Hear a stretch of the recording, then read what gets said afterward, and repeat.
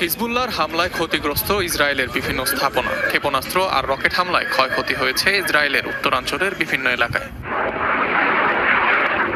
মঙ্গলবার রাতভর ইসরায়েলে বৃষ্টির মতো রকেট মিসাইল ছোড়ে হিজবুল্লাহ। টানা 12 ঘন্টায় কমপক্ষে 300 রকেট ছোড়া হয় ইহুদি ভূখণ্ডটিতে। প্রথমবারের মতো তেল আবিব লক্ষ্য করে চালানো হয় সারফেস টু সারফেস ক্ষেপণাস্ত্র হামলা, যদিও তা প্রতিহতের দাবি করেছে তেল আবিব। এছাড়াও লক্ষ্যবস্তুতে পরিণত হয় জিক্রন এবং ইয়াকভ এলাকাও। জবাবে দক্ষিণ লেবাননে নির্বিচার বোমাবর্ষণ অব্যাহত রেখেছে আইডিএফ। রাতভর 4 ধাপে করা হয়েছে বিমান হামলা।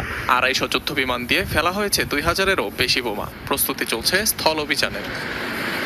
ঘরে ফিরিয়ে আনাই আমাদের উদ্দেশ্য। সেই সাথে হিজবুল্লাহর প্রতিটি হামলা মোকাবিলা করতে আমরা প্রস্তুত। এদিকে হামলা বন্ধে তেল আবিবকে চাপ প্রয়োগে আন্তর্জাতিক মহলের কাছে আহ্বান জানিয়েছে বৈরুত।